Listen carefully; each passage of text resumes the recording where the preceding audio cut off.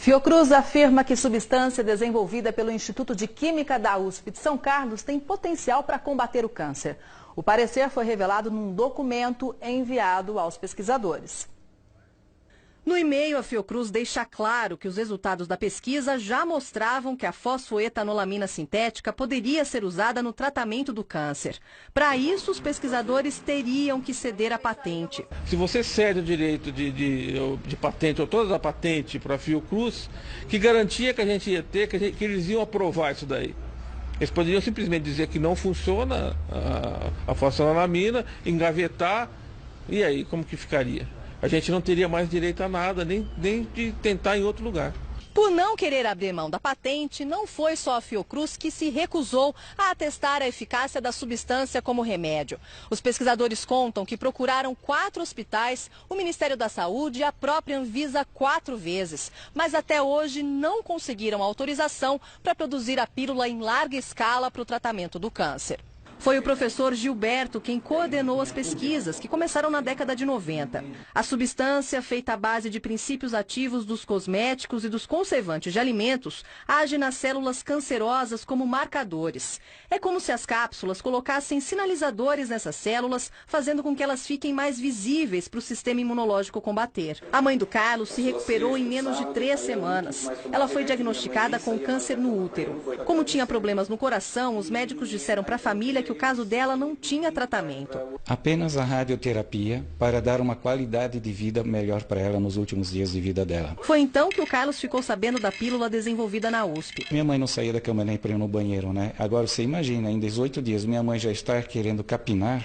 Depois da recuperação da mãe, ele conta que foi procurado por muitas pessoas. Por isso, decidiu produzir a pílula. Saiu de Santa Catarina, onde mora, e ficou 4 meses em São Carlos para aprender com o professor Gilberto. Montou o próprio laboratório em casa e passou a distribuir as cápsulas de graça. O corretor de imóveis de Blumenau foi uma das pessoas para quem Carlos entregou as cápsulas. Ele diz que nunca pagou nada pelas pílulas. Não, de jeito nenhum. E quando o Carlos foi preso, eu fiquei apavorado por causa da medicação, que eu só tinha para mais uns 20 dias. Depois de fortes dores na barriga, Orlando descobriu que estava com um câncer no fígado. Perdeu 11 quilos em uma semana. Ele tinha 3 nódulos, hoje está com 1. Me sinto praticamente assim, muito bem, praticamente curado. Só que no fim de julho, por uma denúncia anônima, a polícia e a vigilância sanitária apreenderam todo o material. Carlos foi preso e ficou 17 dias na cadeia em Blumenau. Conseguiu um habeas corpus e hoje responde em liberdade pelo crime de falsificação de produtos medicinais. Pacientes com câncer têm entrado na justiça para conseguir uma substância desenvolvida no Instituto de Química da USP em São Carlos. Ela tem apresentado resultados positivos contra a doença. O comerciante sobreviveu a 5 tumores. Fez 3 cirurgias, a última em Jaú, para reconstruir a bexiga com parte do intestino. Mas antes de ser operado, passou 1 ano e meio tomando cápsulas desenvolvidas por um pesquisador do Instituto de Química da USP em São Carlos. Segundo ele, com a substância, o câncer não evoluiu. À medida em que eu comecei a tomar essas cápsulas, não ardia mais, não sangrava mais, então quer dizer, deixa a gente muito mais tranquilo. Os estudos com a substância fosfoetanolamina sintética começaram na década de 90. Feita à base de princípios ativos presentes no shampoo e também no refrigerante, age nas células cancerosas como marcadores. É como se as cápsulas colocassem sinalizadores nas células doentes, fazendo com que elas fiquem mais visíveis para o sistema imunológico combater. Durante mais de 20 anos, as cápsulas foram distribuídas no laboratório para quem tivesse os sintomas da doença. Só que em junho do ano passado, uma portaria publicada pela diretoria do Instituto de Química da USP impediu a produção e a distribuição da substância. Toda a pesquisa, quando ela passar a ser entregue para seres humanos, nesse estágio, que ela tem que estar com todos os registros nos órgãos competentes para ser distribuída para a população. O pesquisador da USP, Salvador Claro Neto, disse em entrevista ao G1 que eles procuraram os órgãos responsáveis, mas encontraram dificuldades. O Instituto tinha uma parceria com o Hospital de Jaú e fornecia a substância fabricada em São Carlos a um custo de menos de 10 centavos por cápsula para os testes clínicos nos pacientes. Na época, as regras para a pesquisa eram diferentes e o grupo de pesquisadores pesquisadores tinha uma autorização do Ministério da Saúde. Mas o acordo não deu certo e pessoas atendidas no hospital começaram a procurar pela universidade para conseguir a substância.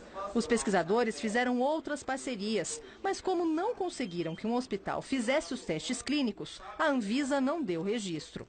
Depois que a portaria do Instituto de Química da USP entrou em vigor, impedindo a produção e a distribuição das cápsulas, pacientes, inclusive de fora do estado de São Paulo, passaram a entrar com ações na justiça. Quase todos os dias, a Vara da Fazenda Pública aqui em São Carlos tem recebido novos processos.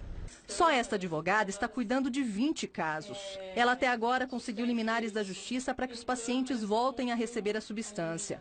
Tem diversos testemunhos de cura, melhora de qualidade de vida, os testemunhos também que diminui a dor, diminui o cansaço, da vitalidade. Há 5 anos, este gerente de vendas descobriu um nódulo na garganta. Passou a tomar a substância e o tumor parou de crescer. Só que com a decisão do Instituto de Química da USP, ficou mais de 1 ano sem as cápsulas e o nódulo aumentou de tamanho.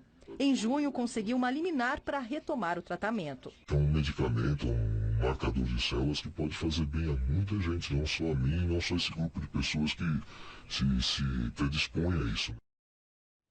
A Sociedade Brasileira de Oncologia Clínica afirmou que há indícios positivos dessa substância contra o câncer, mas os médicos não vão prescrever sem o registro da Anvisa.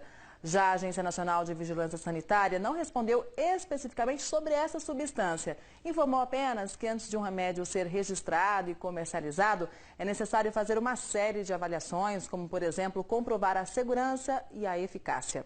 Agora deixa eu perguntar uma coisa para você. Você conhece alguém que se diz curandeiro? Uma pessoa que receita medicamentos ou que fornece aquelas conhecidas garrafadas? Até ontem, um senhor que fazia isso trabalhava em Pomerode. Eu disse até ontem, porque ele foi preso. Na casa dele funcionava um verdadeiro laboratório. O David mora na vizinhança e diz que sempre viu uma grande movimentação na casa ao lado. Vinha bastante gente aí procurar ele. Eu acho que o remédio que ele fornecia era um remédio que tinha um bom benefício, porque senão o pessoal não voltava sempre para buscar mais, né? E a gente, tudo que é lugar de Rio Grande, Curitiba, que eu sei assim, né? Placas de muitos lugares, os carros assim, né? O proprietário da casa foi preso ontem numa operação da Polícia Militar e da Vigilância Sanitária. As fotos mostram um verdadeiro laboratório montado nos fundos da residência. Encontraram aí maquinários, substâncias, recipientes, invólucros, ligados aí ao crime contra a saúde pública, inclusive de receituários, fórmulas aí para manipulação de substâncias. Então isso tudo foi apreendido porque estava lá de forma irregular. Durante a investigação, a polícia e a vigilância sanitária ouviram relatos de que esse senhor pedia para a pessoa abandonar o tratamento convencional para usar as substâncias que ele indicava. O suposto curandeiro aqui de Pomerode era conhecido por oferecer um medicamento que ele dizia ser a cura para o câncer.